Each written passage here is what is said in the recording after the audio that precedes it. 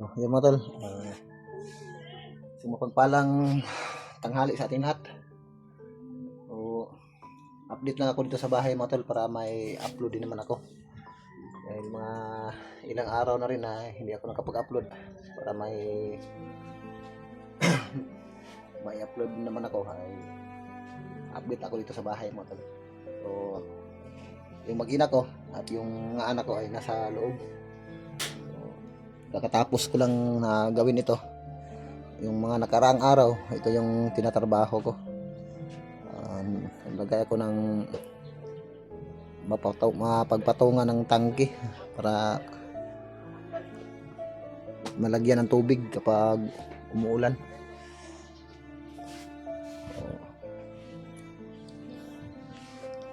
So, pagkatapos ko nito ay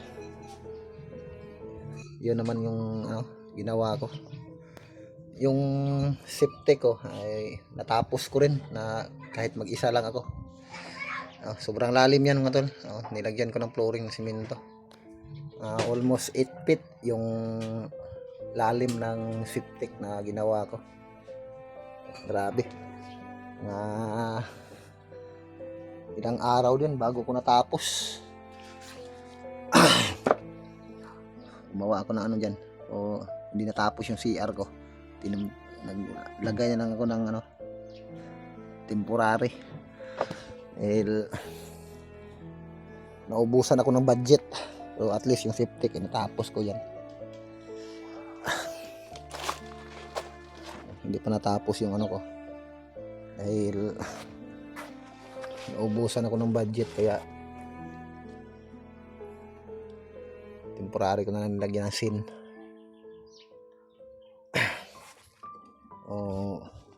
Yung mga nakaraang araw na hindi ako nakapag-upload dahil ito yung ginagawa ko.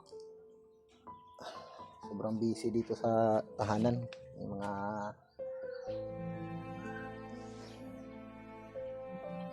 gawain dito.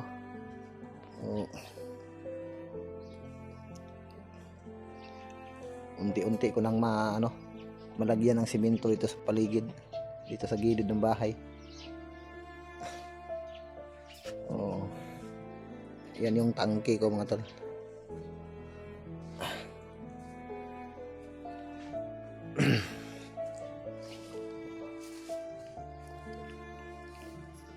So, ngayon naman ang ginagawa ko ay naglalaban na naman ako mga tol.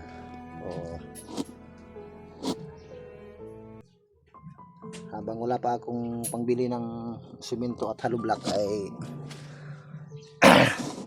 ito muna yung ginagawa ko. Naglaba muna ako dahil hindi makapaglaba yung asawa ko. Habang narito ako ay gagawin muna natin yung mga gawaing bahay.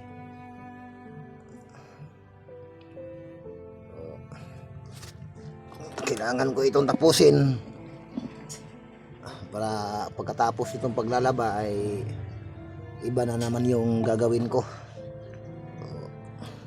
Yung mga upload natin ngayon mga tol, habang narito pa tayo sa aking tahanan ay mga delay muna yung mga gagawin ko, yung mga gawaing bahay sa araw-araw. Para may naman ako mai-upload. So, kailangan ko muna itong tapusin mga tol. Mga damit ng mga anak ko. Hindi ako makapag-kuskus ng masyado dahil itong daliri ko ay nasugatan ng ginagawa ko yung septic. Dahan-dahan ko na lang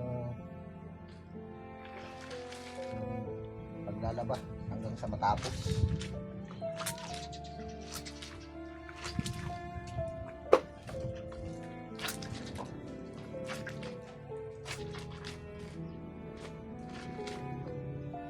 Habang hindi pa ako nakabalik sa kagubatan, ito lang muna yung ginagawa ko ay maihanda lahat ng mga gawain dito sa bahay.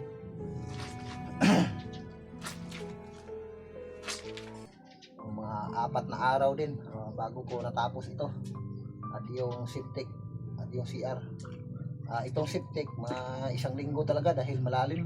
Tapos ako lang isa. Kapag maubusan ako ng halo ng simento, ay aakyat naman ako at babalik naman doon sa ilalim para mag-pile ng hollow block. Kaya mahirap talaga kapag walang helper. So ako lang mag-isa. Natapos ko rin, nalagyan ko na ng flooring. Pero yung ko lang, toilet ko ay hindi pa natapos, wala pang bubong. So nilagyan ko na lang sin palibot para pwede nang gamitin.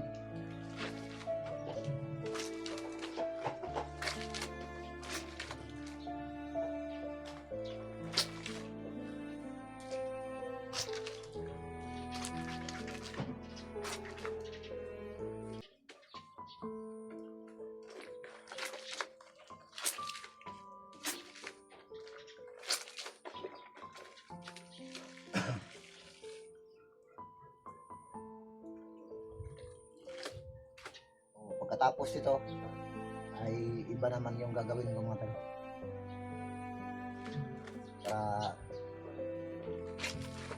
Kapag bumalik na ako sa kagubatan,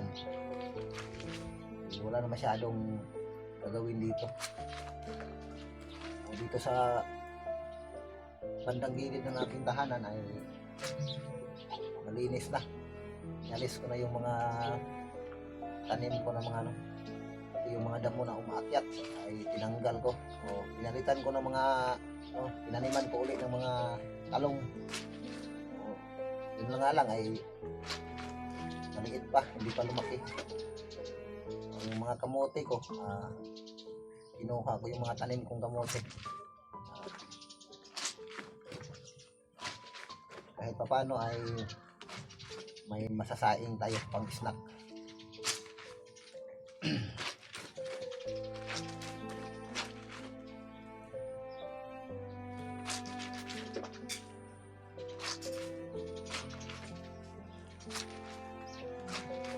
Actually, kanina ko pa to umpisahan. So, tagal nga lang natapos dahil dahan-dahan ko lang pagkuskus dahil masakit talaga yung daliri ko na pukpok ng martilyo, natamaan.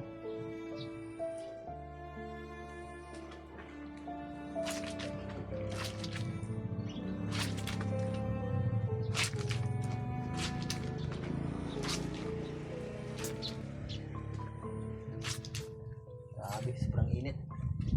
Wala pa kasi dito, bubong. Lagyan ko lang ng silupin para hindi ako maharawan. Dahil wala na, sunog na talaga yung balat natin para ng ulit.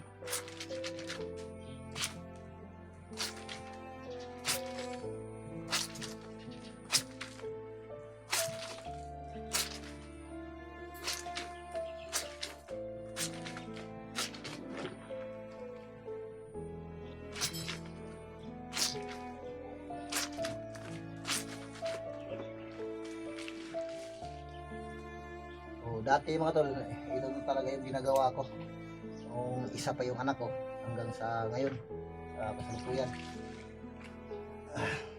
Pag wala akong duty, kapag rest day ko, lalo na kung kakauwi ko galing sa trabaho. Ito lang talaga yung ginagawa ko dahil wala talagang ibang maglaba sa mga damit. Habang maliliit pa yung mga anak natin, tayo muna maglalaba. Kapag lumaki na sila, sila na rin yung gagawa ng mga ganitong bagay.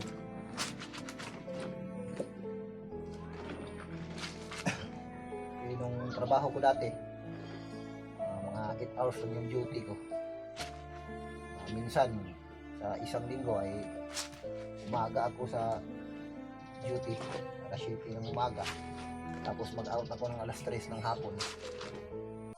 Pagka uwi ko, ito yung ginagawa ko, yung mga gawaing bahay. Yung mga time na yun na nagre-renta pa kami ng tahanan or boarding house, mga almost 10 years kami nangungupahan ng bahay. Sa ngayon ay nung mga time na yun ay pinalad ako. Nung nagtatrabaho ako ay binigyan ako ng mayor dito sa amin na pwedeng pagtayuan ng bahay. Itong lupang ito,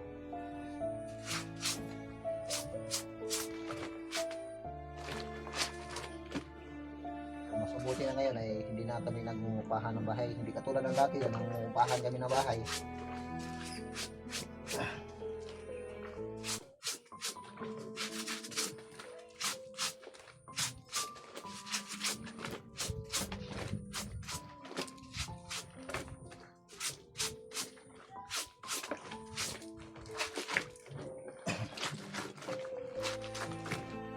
Kaso nga lang hindi pa natapos itong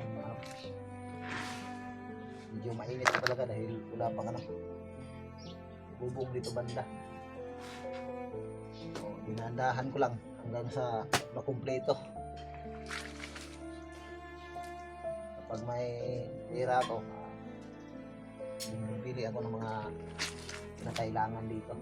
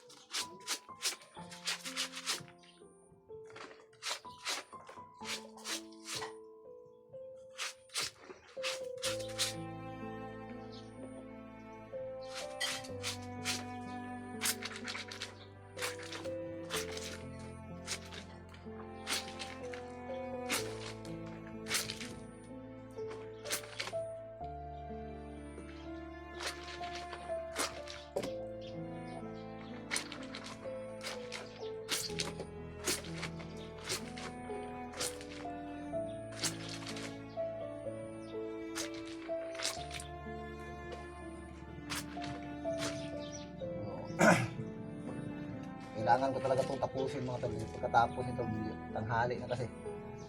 Ay, maghahanda na naman ako ng nakakain ng mga bata. Kailangan ko pa magluto pagkatapos nito.